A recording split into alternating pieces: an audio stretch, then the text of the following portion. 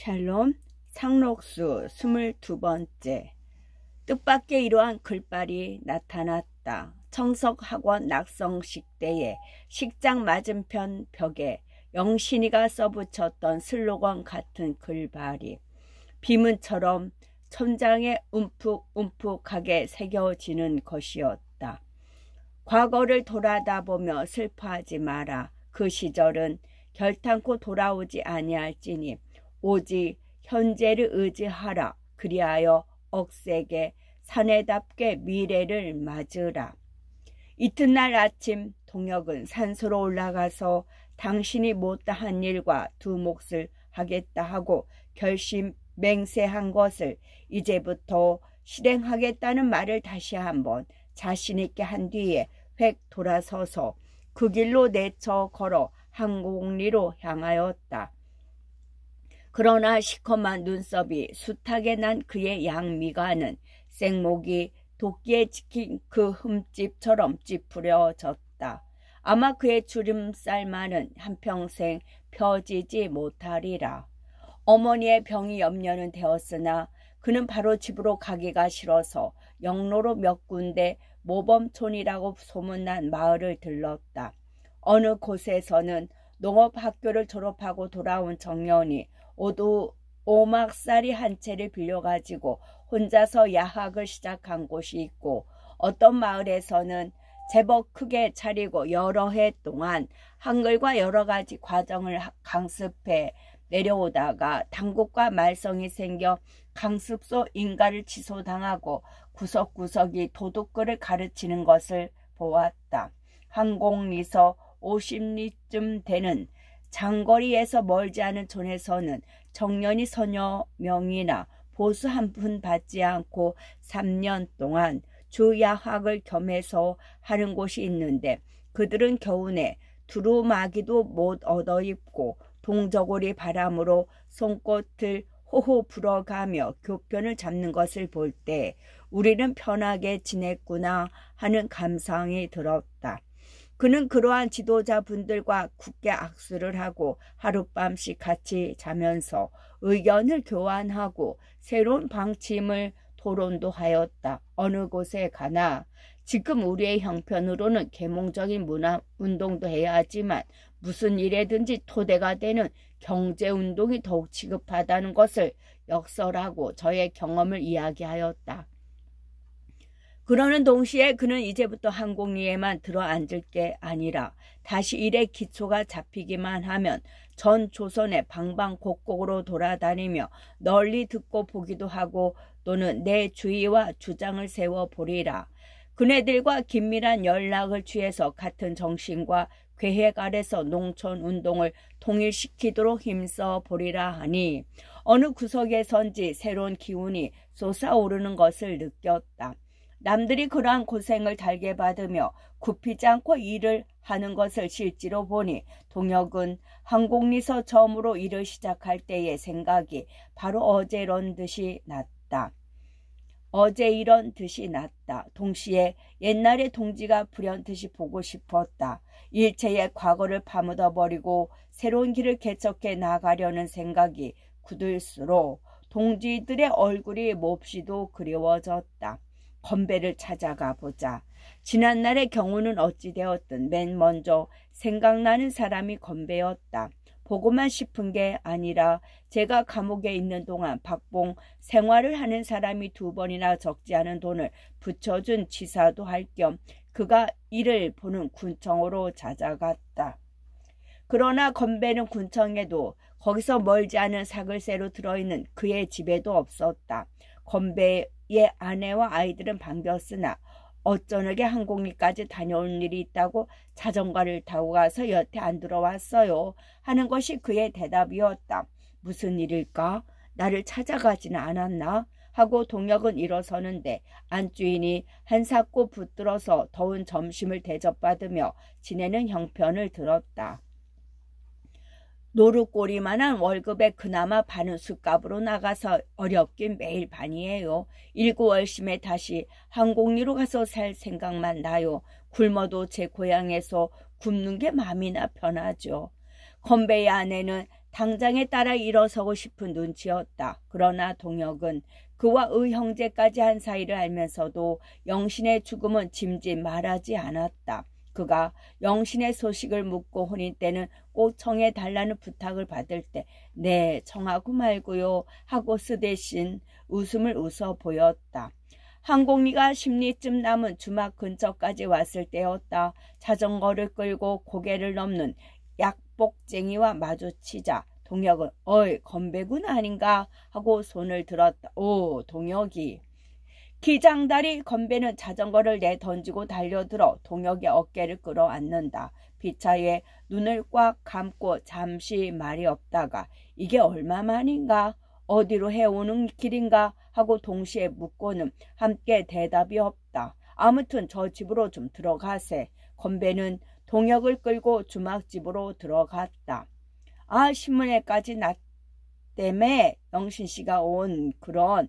건배는 대뜸 동혁의 가슴속에 가장 아픈 구석을 찌르고도 말끝을 맺지 못한다. 동혁은 손을 들며 우리 그 사람 말은 입 밖에도 내지 마세. 제발 그래 주게 하고 손을 들어 친구의 입을 막았다. 건배는 머리를 떨어뜨리고 있다가 한숨 섞어 그렇지. 남자한테는 사랑이 그 생활의 전부가 아니니까. 하지만 어디 그이하고야 단순한 연애 관계뿐이었나. 참 정말 아까운 하는데 글쎄 이 사람 그만둬 하고 동혁은 성을 덜컥 내었다. 두 친구는 말머리를 돌렸다. 둘이 서로 집을 찾아갔더라는 것과 그동안에 적조했던 이야기를 대강 하는데 정하지도 않은 술상이 들어왔다. 건배는 나 오늘은 술 안 먹겠네 하고 막걸리 보시기를 폭삭 엎어 놓더니 각반친 다리만 문지르며 말 꺼내기를 주저하다가 자네 그동안 항공리서 변사가 생긴 줄은 모르지 않다. 아니 무슨 변사? 동혁의 눈은 둥그레졌다. 그저께 강기천이가 죽었네. 뭐? 누가 죽어? 동혁은 거짓말을 듣는 것 같았다. 사실은 강기천이 조상을 갔다 오는 길일세 하고 건배는 듣고 본 대로 놀라운 소식을 전한다. 기천이는 연전부터 주막 갈보에게 올린 매독을 제명상 드러내놓고 치료를 못하다가 술 때문에 갑자기 덮쳐서 쩔쩔매던 중 그 병에는 수은을 피우면 특효가 있다는 말을 고지 듣고 비밀이 구에다가 선호 돈중식이나 콧구멍에다가 비웠었다. 그러다가 갑작스레 고만 중독이 되어서 온몸이 시퍼래가지고 저 혼자 팔팔 뛰다가 방구석에 머리를 틀어박고는 이빨만 빠드득 빠드득 갈다가 고만 뻗어졌다는 것이다. 동혁은 응? 저도 고만 살걸 하고 젓가락도 들지 않은 술상을 들여다보며 아무런 감상도 더 입 밖에 내지를 않았다. 건배는 마쿠를 꺼내 붙이며 가보니 아주 난간이네 난가야. 헌데 형이 죽은 줄도 모르는 건살포는 서울서 웬 단발한 계집을 데리고 왔네 그려. 마침 쫓겨났던 본처가 시아주범 통보를 받고 왔다가 외동석끼리 마주쳐서 송장은 뻗쳐놓고 대판으로 싸움이 벌어졌는데 참 정말 구경할 만한데 하고 여전히 손짓을 해가며 수다를 늘어놓는다. 동혁은 고개만 끄덕이며 듣다가 망할 건 진작 망해야지 할 뿐이었다. 그러다가 한참 만에 그런데 자넨 하고 전보다도 두 불이 더 야윈 건배의 얼굴을 유심히 쳐다보다가 자네 그 노릇은 오래 할 텐가 하고 묻는다. 건배는 그런 말 꺼내기를 기다렸다는 듯이 그만 집어치겠네.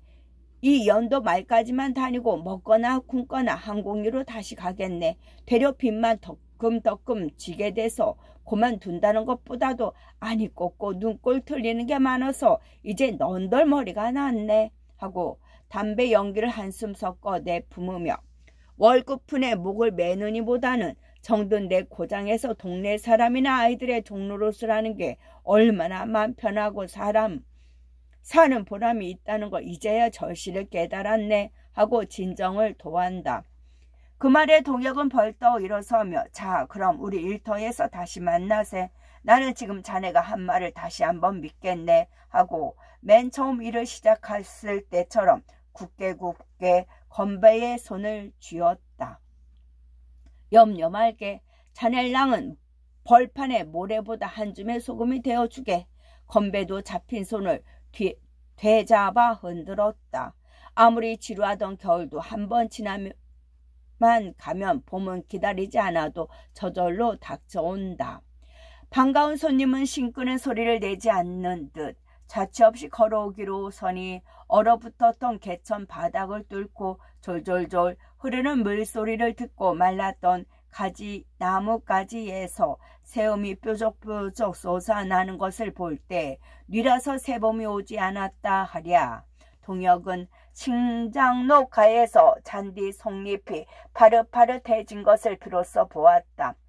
미로나무 껍질을 손톱끝으로 제켜보니 벌써 물이 올라서 나무하는 아이들의 피리 소리도 머지않아 들릴 듯. 이젠 완연한 봄이로구나. 한마디가 저도 모르는 사이에 새어 나왔다. 그는 논둑으로 건너서며 발을 탁탁 굴러보았다. 흠씨 풀린 땅바닥은 우단 방석을 딛는 것처럼 물씬물씬하다. 동혁은 가슴을 봉긋이 내밀며 숨을 깊다랗게 들이마셨다.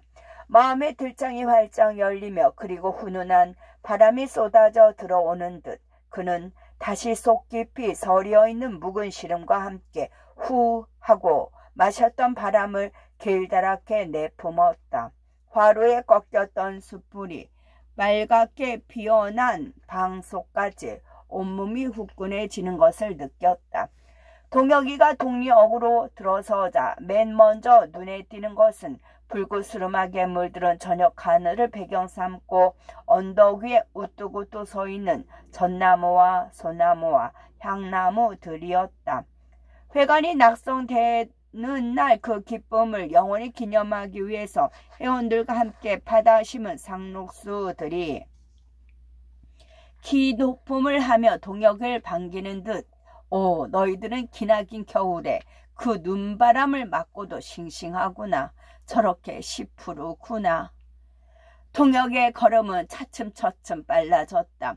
숨가쁘게 제빼기를 넘으려니까 회관 근처에서 애양가를 떼어지어 부르는 소리가 발연결을 타고 웅장하게 들려오는 듯하여서 그는 부지 중에 드파를 내저었다. 그러고는 동혁은 초가집들을 내려다보며 오랫동안 떠나있던 주인이 저의 집 대문간으로 들어서는 것처럼 에헴 에헴 하고 골짜기가 울리도록 커다랗게 기침을 하였다.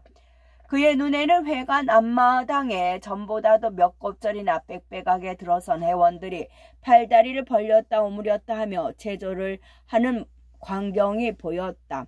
그는 고개를 돌리고 눈을 끔뻑하고 감았다가 떴다. 이번에는 훤하게 터진 벌판에 물이 가득히 잡혔는데 회원이 오리떼처럼 논바닥에게 하얗게 깔려서 일제히 이양가를 부르며 물을 씹는 장면이 만원경을 대고 보는 듯이 지척에서 보였다. 동혁은 졸지에 안개가 시원해졌다.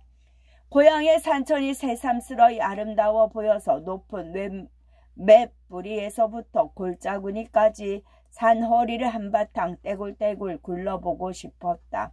앞으로 가지가지 새로이 활동할 생각을 하며 걷자니 그는 제풀에 어깨바람이 났다. 회관 근처까지 다가온 동혁은 누가 등 뒤에서 어뚤 하고 구령을 불러주는 것처럼 다리를 쭉쭉 내뻗었다. 상록수 그늘을 향하여 뚜벅뚜벅 걸었다. 상록수는 여기까지 끝입니다. 내용 훑어보기. 상록수의 배경은 일제 식민지 상황에서 시작됩니다. 당시는 국토와 주권을 일제에 모조리 빼앗긴 채 탄압과 수탈 속에 굶주려야 했지요. 그 현실을 견디다 못한 사람들은 고향을 버리고 북간도나 만주로 떠나는 등 그 당시의 서름과 시련은 이루다 말할 수 없을 정도였지요. 이러한 식민지 상황에서 많은 사람들은 민족의 광복을 꿈꾸고 현실을 극복하기 위하여 사회적 사를 깨닫습니다. 그리고 그것을 성취하려고 현실을 조명하고 그 아픔을 극복하기 위하여 자신의 삶을 그 일에 전부 쏟아붓는 적극적인 자세를 보이지요. 작품의 주인공 동혁과 영신도 바로 이러한 사람들입니다. 최영신과 박동혁은 신문사가 주최하는 계몽운동에 참가했다가 주최 측이 베푼 다가회 자리에서 서로에 대한 믿음을 갖기 시작하지요. 집으로 돌아가는 길에 우연히 같은 차를 타게 된 둘은 그날을 계기로 동지애를 갖게 됩니다. 그 후 박동혁은 가정 형편이 어려워 고동 농림학교를 마치지 못하고 고향인 항곡리로 내려와 농촌 사업을 시작하지요. 그리고 최영신은 기독교 청년의 농촌사업부의 일원으로 경기도 시흥 정석골에 내려가 부녀회를 조직하고 야학을 세우는 등 농촌 계몽 운동에 온 힘을 쏟습니다. 최영신과 박동혁은 편지를 주고받으며 애정을 키워가지만 영신은 개인적인 사랑보다 우선 농촌 계몽과 봉사에 더욱 힘써야 한다고 강조하지요. 두 사람은 멀리 떨어져 있어 얼굴 한번 보기 힘들지만 서로의 존재만으로도 큰 위안과 힘을 얻습니다. 박동혁은 고향 항곡리에서 30세 이하의 젊은이들을 모아 농우회를 조직하여 마을 개량 사업을 추진하지요. 그리고 오랫동안 벼려왔던 사업인 농우회 회가를 마련하기도 합니다. 그러나 이러한 박동혁의 농우회 운동이 순탄한 것만은 아니죠. 항곡리의 지주격인 강도사의 아들 강기천이 농우회를 탐탁찮게 생각하고 해방을 놓기 때문입니다. 그때 마침 끝.